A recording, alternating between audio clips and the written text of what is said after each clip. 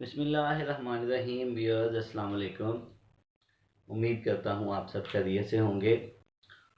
तो आज की इस वीडियो में हम मेथड्स का जो चैप्टर 1 है उसकी एक्सरसाइज 1.4 का जो पहला लेक्चर है उसको हम डिस्कस करेंगे।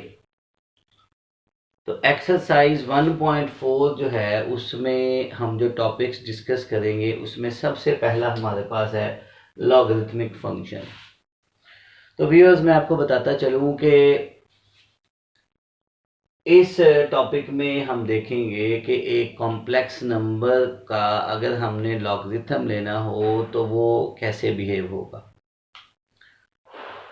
रियल नंबर के लॉग्स हमने पढ़े हुए हैं, तो आज हम डिस्कस करेंगे कि कॉम्प्लेक्स नंबर्स का जब लॉग लिया जाता है तो उसमें क्या चेंजेस आती हैं। क्या जो हमारे पास रियल वाला सारा सिनेरियो था वही आएगा या कि हमारे पास जो कॉम्प्लेक्स वाला सिनेरियो है वो आएगा। तो इसको हमने आज डिस्कस करना है, ध्यान से देखिएगा।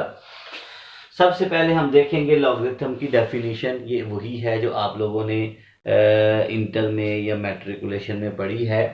सिर्फ आपका जो रियल नंबर है उसकी बजाय कॉम्प्लेक्स नंबर आ जाएगा। ठीक है क्या?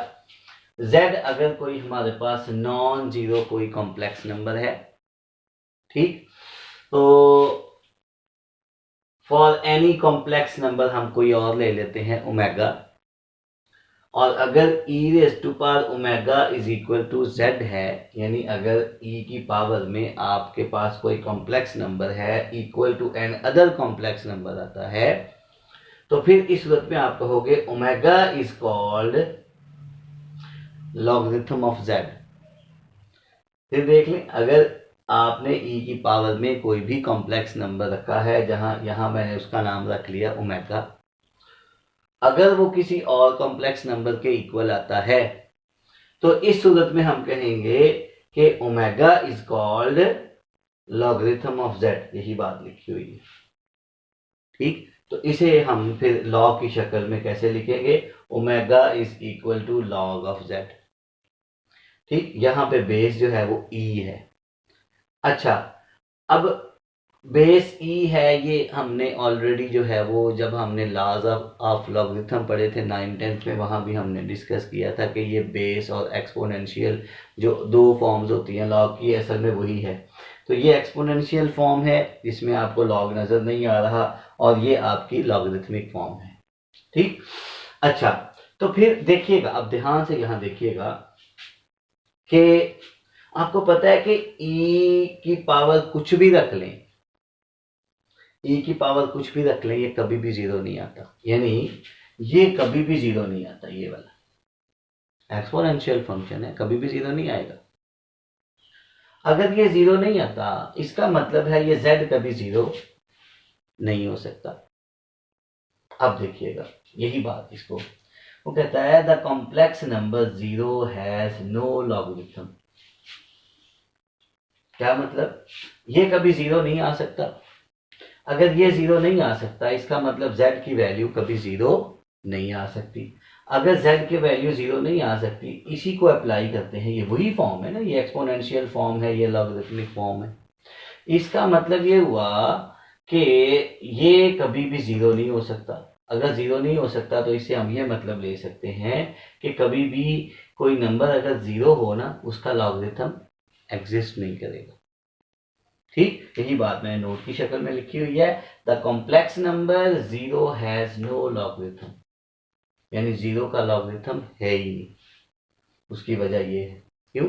z is equal to e raise to power omega. E raise to power omega कभी जीरो नहीं आ सकता, मतलब z कभी जीरो नहीं हो सकता। अगर z कभी जीरो नहीं हो सकता इसका मतलब जीरो का कभी लॉग आएगा ही नहीं, ठीक। तो याद रखिएगा कि जीरो का लॉगरिथम एग्जिस्ट नहीं करता। ये छोटी सी एक बात थी जो मैं डिस्कस करना चाह रहा था। लॉगरिथम की डेफिनेशन हमने कॉम्प्लेक्स नंबर में भी पढ़ ली है, तो ये वही है जो रियल में थी, सिर्फ कॉम्प्लेक्स आया है हमारे पास नंबर रियल नंबर की जगह, बाकी कुछ भी चेंज नहीं हुआ। अच्छा, अब हमारा जो मेन काम है वो अब स्टार्ट होने जा रहा है इस एक्सरसाइज के लिए, तो वो आप देखेंगे।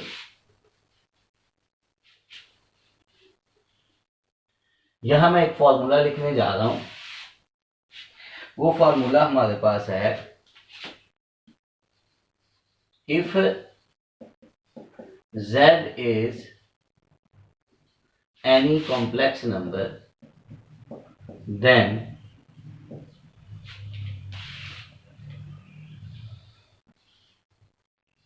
log of z is equal to log of z mod plus iota argument of z plus 2n pi। यानी ये आपका किसी भी कॉम्प्लेक्स नंबर का अगर आप लॉग ढूंढना चाहते हो तो उसका ये फॉर्मूला है, ये आपने ध्यान में रखना है। ठीक, इसका प्रूफ हमारे सिलेबस में नहीं है, हम उसे डिस्कस नहीं करेंगे। हाँ, अलबत्ता इसमें ये चीज़ें मतलब ये लॉग क्या है, ये आर्गूमेंट क्या है और ये 2n पाई क्या है, इसको हम डिस्कस कर लेते हैं। उससे पहले देखिएगा ये जो हमारे पास है ना, ये जो हमारे पास लिखा हुआ है log of z mod is equal to iota argument of z, where यहां लिख लेते हैं where log of z mod is in fact natural log of z mod। यानी ये जो log है ये नेचुरल लॉग, और नेचुरल लॉग कौन सा होता है यहां मैं बता देता हूं। There are two types of logs. एक वो लॉगरिथम है जिसकी बेस जो है वो ई होती है। अब ई के बारे में आप लोग जानते हैं, एफएससी में आप लोगों ने सीखा हुआ है कि ई जो है वो हमारे पास एक इरेशनल नंबर है। ठीक, वो कैलकुलस का जो एफएससी की बुक है उसमें भी उसका प्रूफ है, और जो बीएससी की बुक है उसमें भी उसका प्रूफ है। हम उसको वहाँ पे जाके उन लेक्चर्स में हम डिस्कस करेंगे। फिलहाल हमें यहाँ पे ई जो है वो बेस के तौर पे आया, इसलिए मैंने ई का जिक्र किया। तो अगर लॉग की बेस ई हो तो वो नेचुरल लॉग होता है। ठीक, और अगर किसी लॉग की बेस आती है 10 तो उसे कहते हैं कॉमन लॉग। तो यहाँ पे ई वाला हमने जब डेफिनेशन की तो हमने ई ही लिया था। तो ये जो लॉग है इसकी बेस ई है, आप यूं भी लिख सकते हो और इसे नेचुरल लॉग भी, LN stands for natural log. ठीक है, and ARG stands for argument of z। अब ये argument of z क्या होता है? आर्गूमेंट का मतलब ये समझना थीटा, यानी this is in fact angle theta. तो थीटा क्या होता है? कोई भी कॉम्प्लेक्स नंबर देखें, z is equal to x plus iota y है, तो z का मॉड तो हो जाएगा square root of x square plus y square, जिसे हमने r कहा था, आपको याद होगा। और थीटा इज इक्वल टू, या tan थीटा हमने निकाला था, तो theta is equal to tan inverse of imaginary part divided by, ये असल में इसे हम आर्गूमेंट कहते हैं। तो इसका मतलब असल में ये है कि जब हम किसी कॉम्प्लेक्स नंबर का लॉग लेते हैं तो वो आंसर भी कॉम्प्लेक्स ही आता है, यानी वो कॉम्प्लेक्स नंबर कॉम्प्लेक्स ही रहता है, वो चेंज नहीं होता। अब कॉम्प्लेक्स नंबर के हमने स्टार्ट में पढ़ा है, दो पार्ट्स होते हैं, एक रियल पार्ट होता है और एक इमेजिनरी पार्ट होता है। तो ये रियल पार्ट है, ये इमेजिनरी पार्ट है। रियल पार्ट कैसे आता है? Take the natural log of the modulus of the complex number, and iota argument of z क्या है? ये थीटा है, एंगल है। ठीक, तो इनफैक्ट फिर हमारे पास ये जो कॉम्प्लेक्स नंबर उसका हमने लॉग लिया, उसके फिर दो पार्ट्स बन गए, रियल और इमेजिनरी। जो रियल है वो कहलाता है natural log of z mod, और जो इमेजिनरी पार्ट है वो होता है हमारे पास आर्गुमेंट ऑफ z। अच्छा, अब इन दोनों को अगर हम मिलाएं ना, ये यानी natural log of z mod plus iota argument of z, तो इसे हम जो है वो डिनोट कर देते हैं कैपिटल लॉग ऑफ z से, और ये क्या बन जाता है? Natural log of z mod plus iota argument of z।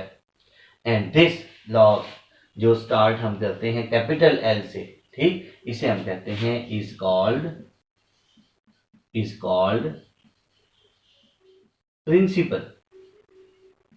Principal log.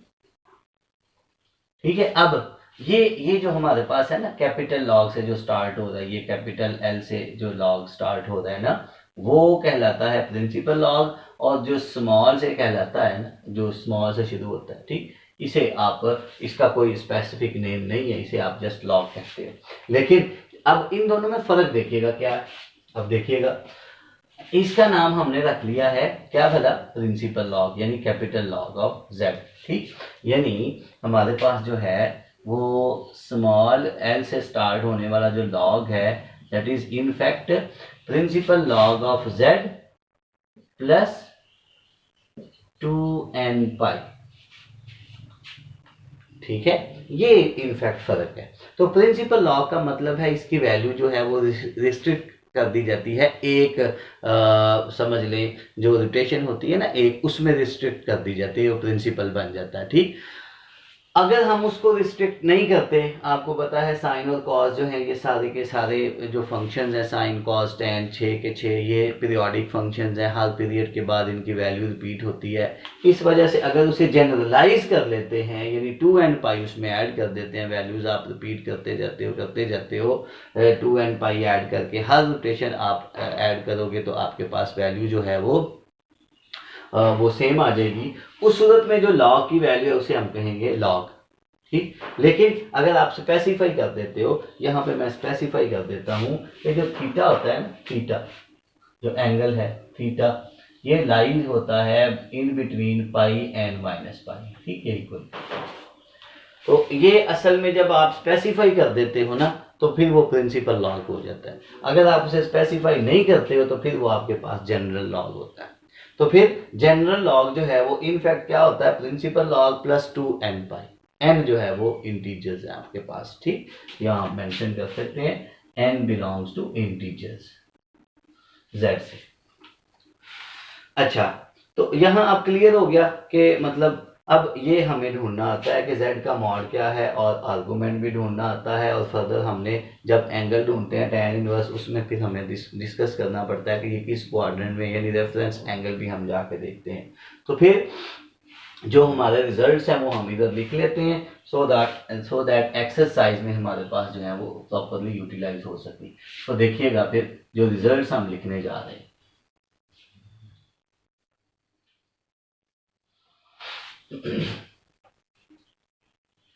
जो पहला हमारे पास रिजल्ट है that is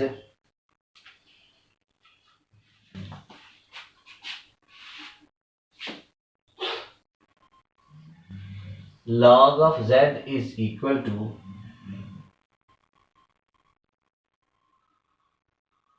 natural log of z mod plus iota argument of z plus 2n pi, ठीक। एंड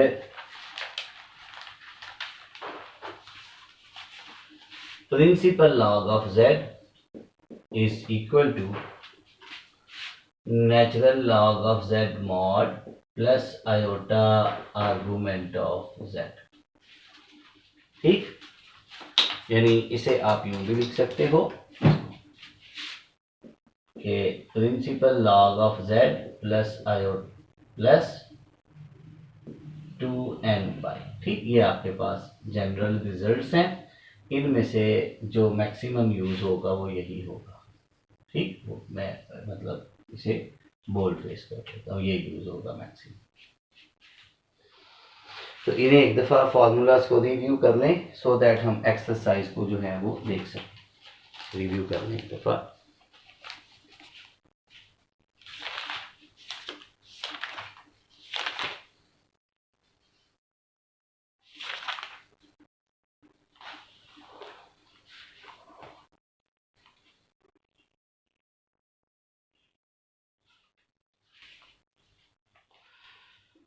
हाँ जी, बिस्मिल्लाहिर्रहमानिर्रहीम।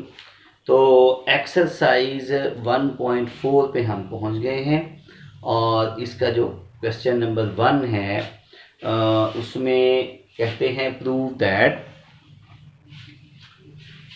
Question number 1,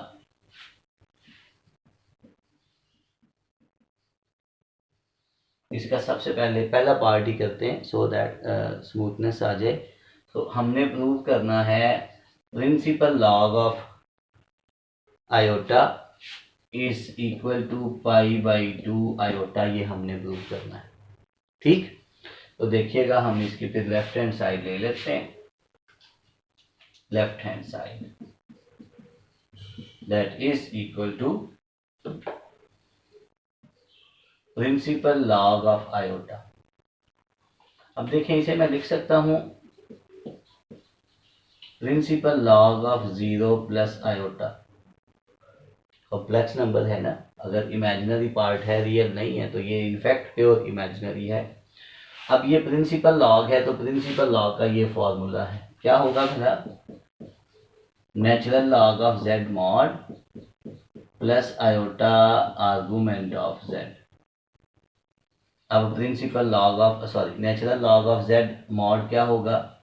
natural log of square root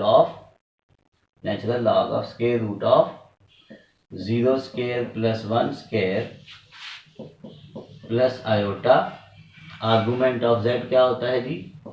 tan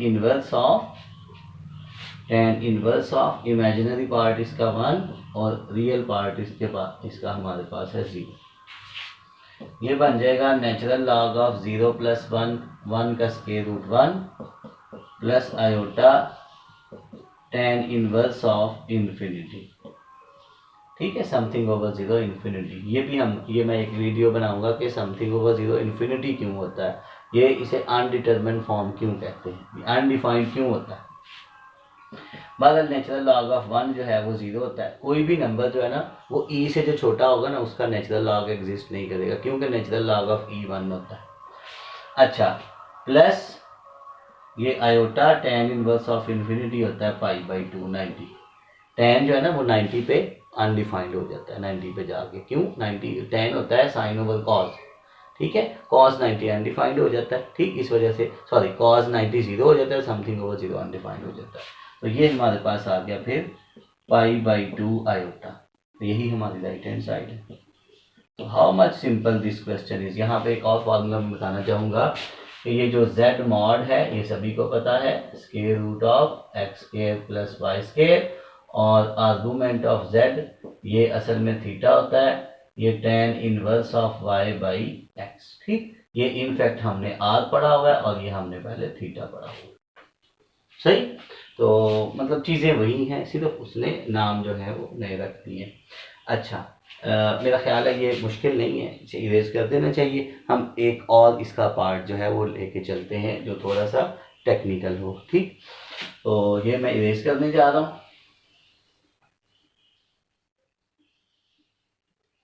अब मैं इसका पार्ट नंबर करने जा रहा हूँ। पार्ट नंबर है जी इसका 5, वो ध्यान से देखिएगा, थोड़ा सा टेक्निकल है। पार्ट नंबर 5 हमने प्रूव ये करना है कि principal log of -1/2 and minus square root of 3/2 iota is equal to -2 pi by 3 iota. ठीक, ये हमने प्रूव करना है। तो इसकी भी हम लेफ्ट हैंड साइड चूज कर लेते हैं। फिर left hand side is equal to क्या होगी भला?